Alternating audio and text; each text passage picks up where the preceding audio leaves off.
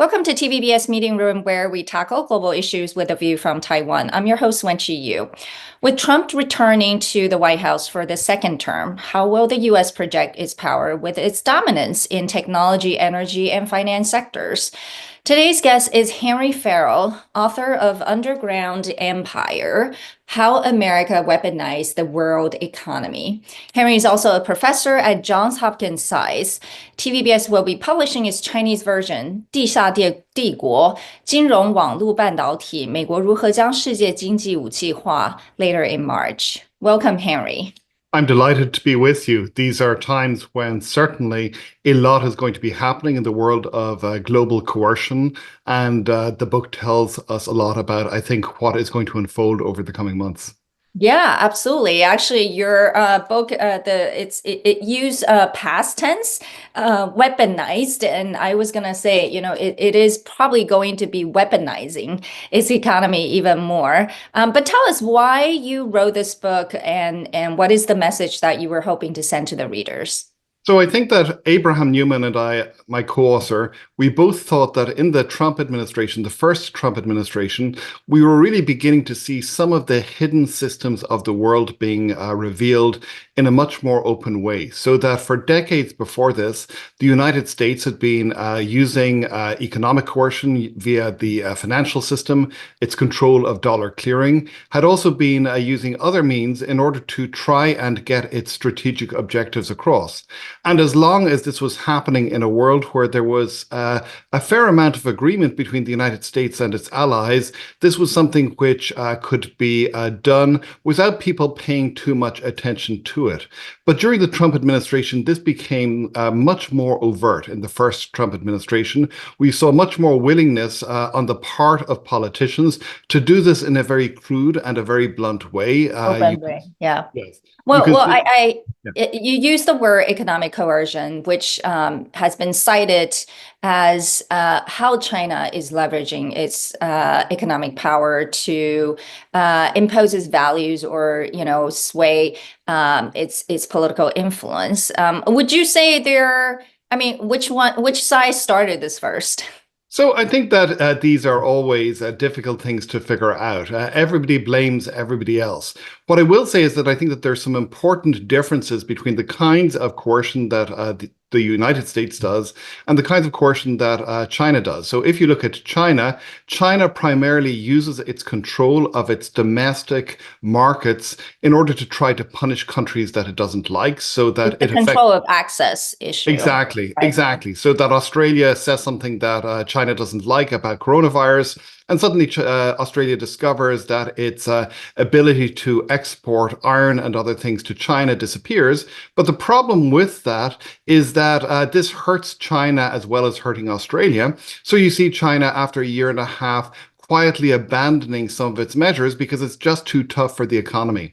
And where the United States has been able to benefit is that a lot of the things that it has done over the last 20 years has been done through effectively making it more difficult for foreign banks, for example, to do business with US adversaries. And it uses the dollar clearing system and control of access to the US dollar effectively as a means to force banks to do its willing, whatever it wants them to do. And this is something that doesn't actually cost the United States very much. So China is in a situation where it probably has much more sweeping intentions than the United States has had to try and make other countries do its will. But it has much weaker weapons to do that with, whereas the United States has much stronger weapons, but has much of the time been prepared to be much less forceful in using these weapons. We did see much more forceful use during the first Trump administration, and I suspect we're going to see more forceful use during the second. Yeah, for sure. We're going to see that. You mentioned the U.S. using its financial tools or weapons, and it's hurting the U.S. less. Obviously, it's because of the U.S. dollar's dominance in the world.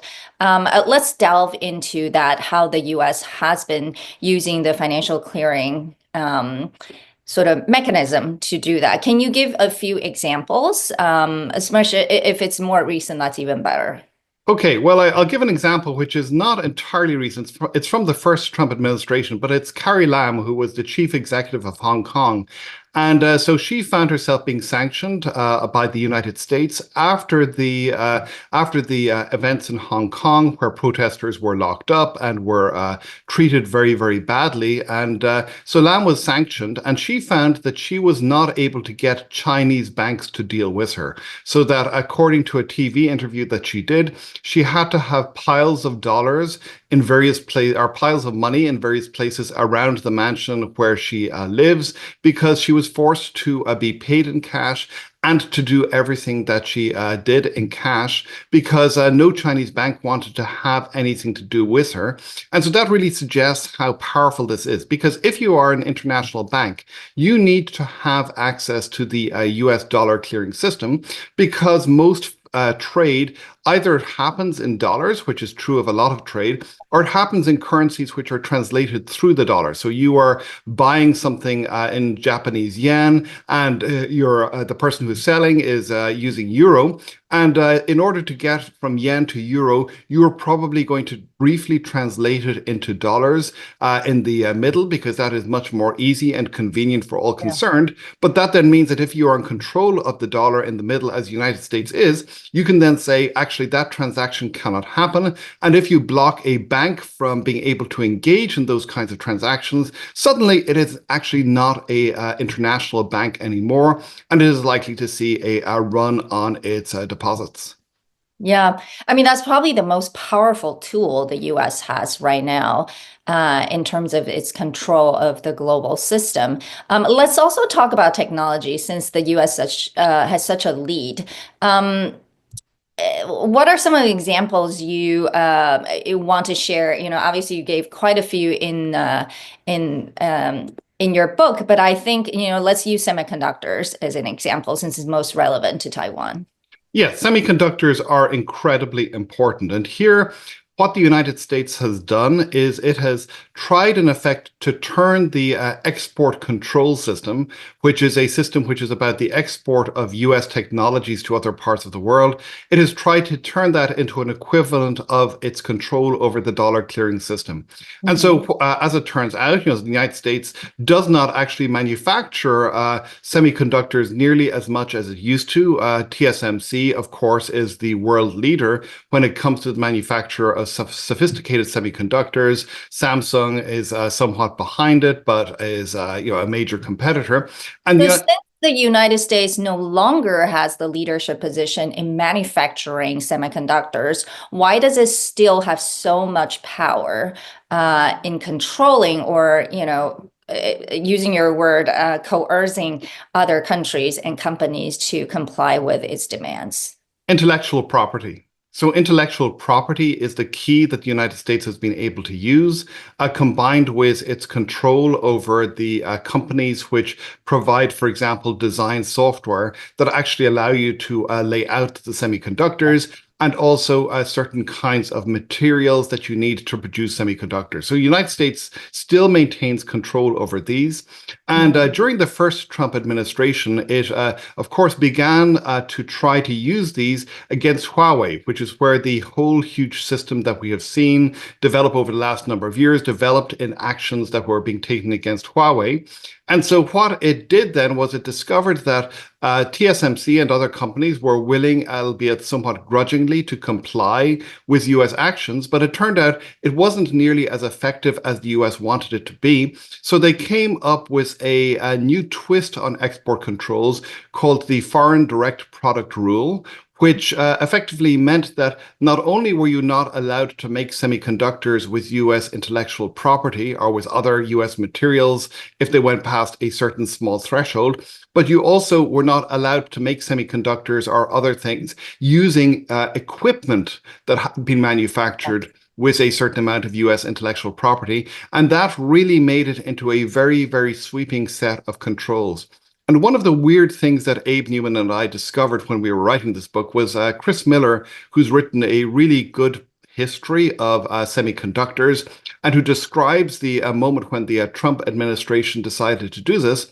And apparently, according to the key official who Miller spoke to, my and Abraham Newman's work on weaponized interdependence, the work that gave rise to this book, was a major inspiration to the Trump administration in trying to figure out how to do this. We don't know how much that is right, because of course different officials might tell different stories. There probably is a more complex story here, but this is one of those incidents where you have an unexpected influence on the world, perhaps. And frankly, Abe and I have always felt a little bit nervous about that. Yeah, I mean, I also want to talk about TikTok, the most recent I would say drama that just over the weekend. And it's quite interesting because using your framework to think about this topic, Trump has also been able to weaponize TikTok users as a leverage for a negotiation in order to hopefully get the parent company's ownerships to Americans' hands. How do you see this case then? Would you say, using your framework to explain it? So I think that we would use our framework, but we would also need to use a different framework, because our framework is really a framework about how government is incredibly powerful. Mm-hmm. And how government can set the rules. And that clearly is an important part of the TikTok story. You see a story in which the US Congress passes a law, yes, which is very clearly intended to either ban TikTok or to force the sale. And then I think forced sale is what they all have said. That's their goal. Yeah, and then you see Donald Trump coming in, and a lot of complicated politics around that.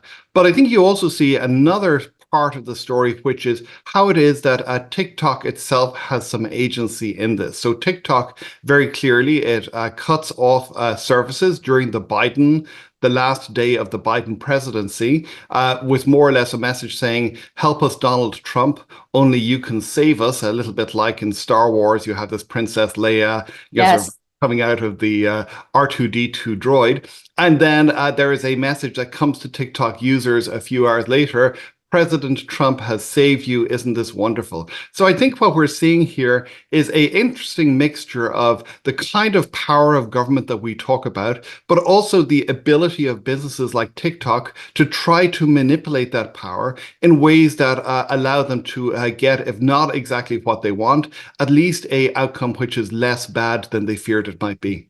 Can I just also question on that point?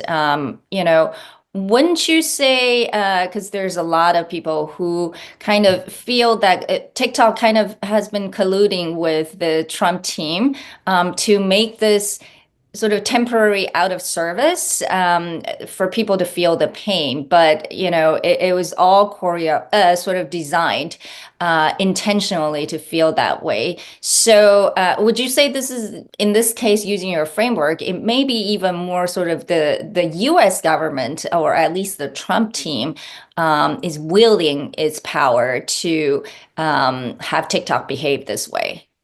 I think that there is a mixture here. It's a really interesting story. And of course, there's a lot happening behind the scenes, which we're not able to see directly. But here's what I would say is happening. This is something which is interesting and unusual, is we are seeing a grafting together of the power of states and the power of business in the United States at the moment, which is in some ways unprecedented. So if you look at where these powers came from, that the United States has been using, these powers have been traditionally exercised for national security purposes. You may like or dislike what the United States does with them, but it's very, very clear that the United States has been using them on behalf of a vision of protecting the national security of the United States and going after adversaries. What I think we're going to see happening in the second Trump administration, which is quite different than the first Trump administration, is that these powers of weaponization are increasingly going to be blended together with the desires of specific, well-connected businesses to get what they want. And here, of course, when we look at the TikTok negotiations, it would appear from what we can tell that Elon Musk is playing a very, very important role in interceding between the United States and the Chinese government and TikTok. And so we can expect that whatever happens from this, it is not going to reflect simply or even perhaps primarily the national security interests of the United States. It is possibly going to reflect the commercial and business interests of Elon Musk and other people who are close to Donald Trump. And that's something that is quite new. Yeah, you have said that this is unprecedented, but I think a lot of people, on Trump's side would say, decades ago, the U.S. Had this Manhattan Project, which, was able to bring together the private sector, especially the talent, to work closely with the United States government in order to develop some of the most powerful and influential tools the U.S. can use in the name of national security. And so, what they're doing is simply being smart again. And so there's, again, especially now with the AI technologies, there seems to be a desire to make the private industry more aligned with the U.S. government. Would you say so? So I would disagree with those people. I think that you're exactly right about the debate that is happening, but I think that I would take the other side, which is that this is not so much about government aligning the private sector towards it. It's about the private sector aligning government towards it. So if you look at the Manhattan Project, if you look at Trinity, if you look at what Oppenheimer and other people did to organize this really was the government was in the driving seat, and the objective was a very clear national security objective. The bomb was never going to be privatized. There were clearly going to be some interests after the war, as there were in what Eisenhower later calls the military-industrial complex, where you have the defense industry and the role of science, so in development going together.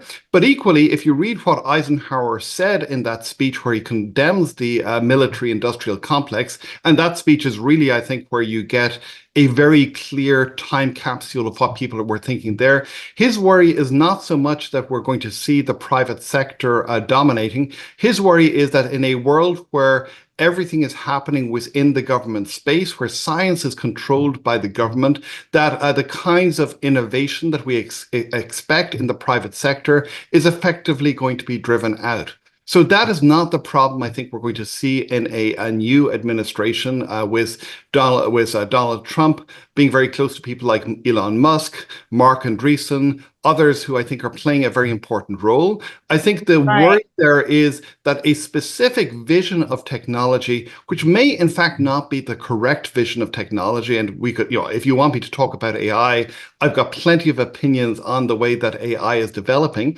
But so if you more or less, you have a clear capture of the US government by people who've got a very, very particular vision of how AI is going to work out in the next few years. And they have a lot of financial interests in the particular way that this is going to work out. And it may be that this turns out to be a good bet for their bottom line, for the bottom line of their companies, but maybe not a great bet from the point of view of the security of the United States. Yeah, I think Donald Trump is a special case, right? Because you can question his motive behind, sort of trying to align the industry and the government. But the Biden administration was probably more clear in terms of its intention, using national security. And I do believe, some of the people on the team, prioritize national security and feel that the private sector needs to be more aligned. But, you also wrote that in your book, which is very interesting, that by emulating China, in the case of Huawei, right, sort of forcing or coercing other countries to cut ties with Huawei, the U.S. risks strengthening China's power. Can you explain what that means? And also, you said that it's even potentially going to be a greater danger, which is driving China to belligerence. And this is clearly not going to be the thinking of this Trump administration because it strongly believes in deterrence, and even the Biden administration as well. So why do you write this kind of this point? Okay, so I think there are two things here. One is the question of whether or not the United States is going to drive allies away from it, which is one worry. And the other worry is whether it is going to make China more belligerent. So these are two, I think, connected worries, two connected problems that you might have. And I think the first worry really stems from the fact that a lot of the reason why the United States is able to do what it is doing is inertia. That is that if you're another country, if you're another country's bank, and you're looking at the choices that you have, up to a point, you're prepared to go with what the US is doing because this is, because this is what you've always done, because you figure that having some stability, even if that stability is being used in ways that you don't like, is better than having no stability at all. But if we're in a situation, for example, where, as apparently has happened, Donald Trump is threatening allies such as Denmark, so saying that he is going to impose perhaps not simply financial and economic weaponization, but even perhaps making threats that could be interpreted as being military threats to force Denmark to give up control of part of its territory. That puts other countries in a very, very different place, and in a place where they are going to start desperately looking for whatever alternatives they have to this system. And if you are a middle-of-the-road United States-based policy analyst, you may worry that this may drive them towards China because China is, in many ways, it is quite as predatory, or more so, but it is more predictable. Yeah, I want to, let's focus on that point. I think, after the first Trump administration, we've seen that, the US wasn't a very popular actor on the world stage, even among the closest allies in Europe. However, they stick with the US, right? So, this question about whether US bad behavior is driving others toward China hasn't seemed to work. Partially, I think, China is not doing that well either. And there's a lot of behavior that, people feel some distaste around it. And using the example of Taiwan, for example, I think in Taiwan, there's definitely a growing sort of sentiment that is very suspicious, or I should say cynical about the United States. But, would it drive Taiwan toward Beijing? Also not happening. And, even more, actually, feeling this negative feeling about China. So that doesn't seem to work. So well, certainly this is something that the Biden people, when they saw what Trump had done in the first administration, and they saw that, in fact, people had not withdrawn from the US dominated financial system in the way that they worried, this made them in turn less worried about what the possibilities might be. First, that's the first point. So I think that to some extent supports what you're saying. Equally, a big part of the first Trump administration was that there were officials who were effectively quite deliberately frustrating some of the things that Donald Trump did, and willing to, in effect, soften the blow. So you saw, for example, John Bolton, who was the national security advisor, at one moment where Trump wanted to do a deal with China over Huawei. So Trump says something, and Bolton and people around him managed to get that deal process effectively buried in a lot of bureaucratic red tape so that it never actually happens. So in effect, the first Trump administration was one where many of the wilder instincts of Trump were softened by people effectively deliberately frustrating what he was doing. Now we're in a world where Trump yesterday announced that he was withdrawing security protection from Bolton, who has been targeted by Iranian assassination efforts. And it's very clear that he is expecting a much higher degree of loyalty from his officials, and he's probably going to get it. So I think we're going to see a much wilder Trump in which some of these instincts, which really do have the potential to drive many allies, especially in Europe, who have more options away from him, those instincts are going to be on full display rather than softened. I guess what I'm questioning you is more around, would other countries, given national interests, actually turn away from the US toward China? Is that even a possibility? And so, it comes down to probably just sheer power.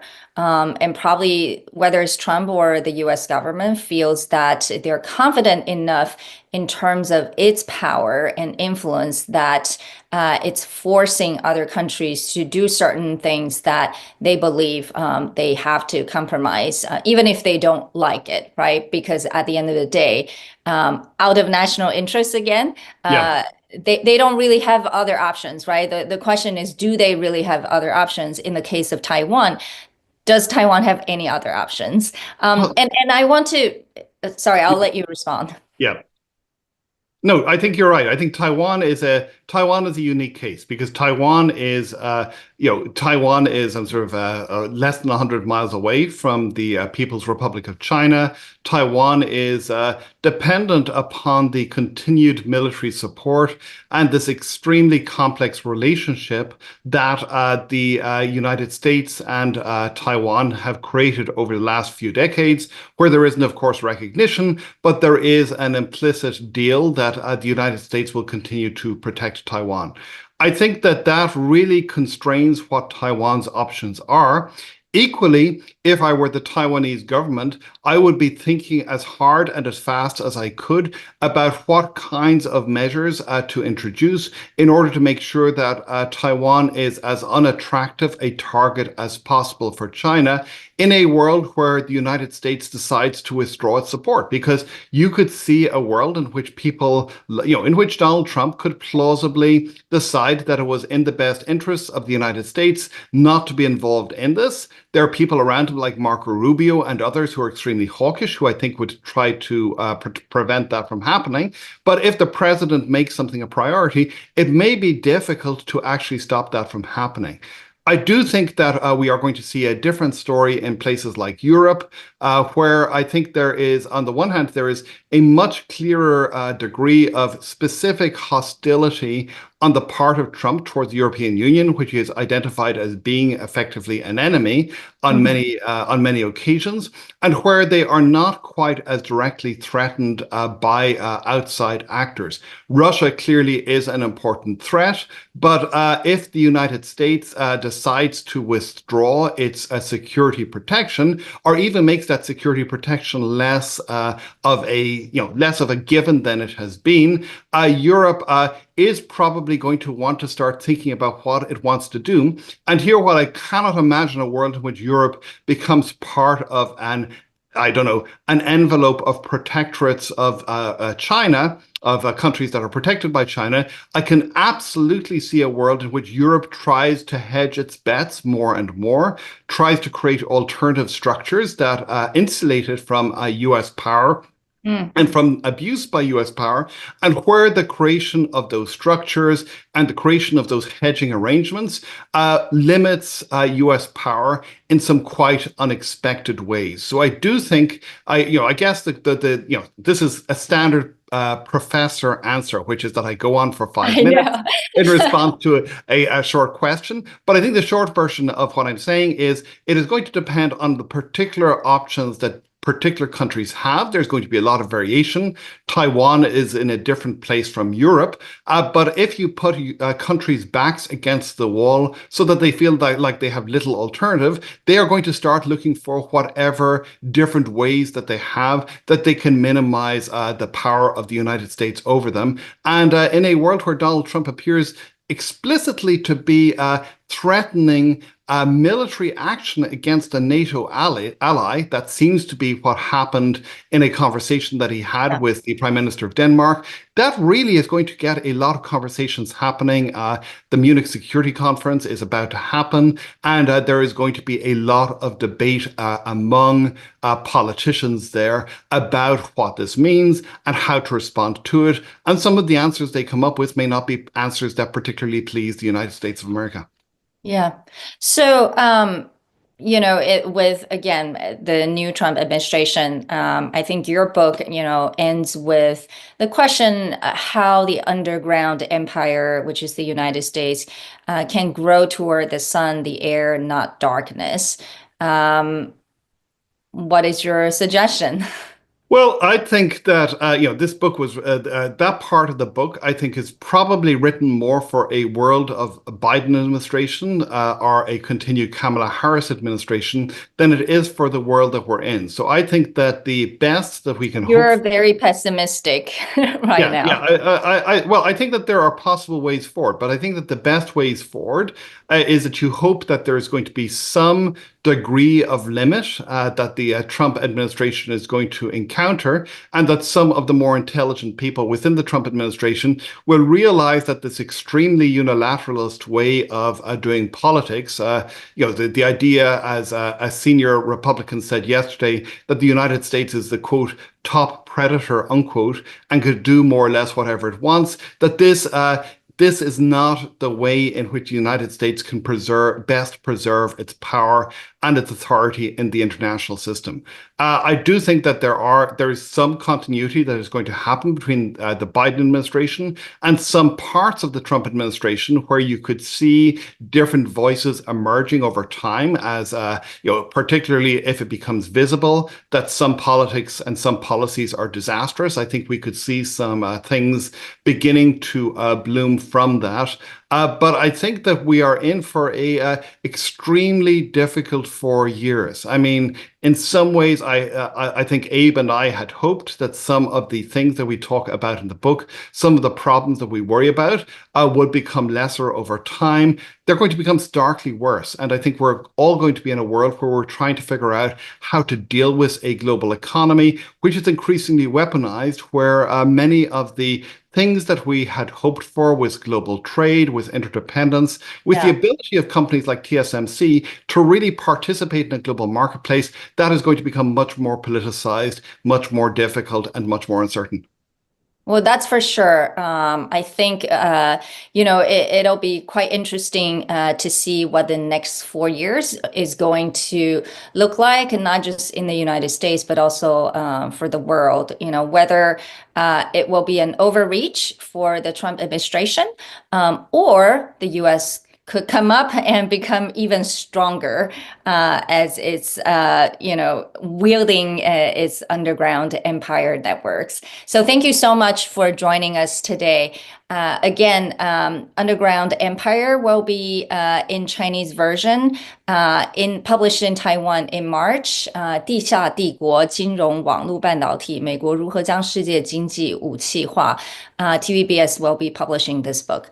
Thank you, Professor Farrow, and take care. Thank you so much. This was wonderful. Thank you.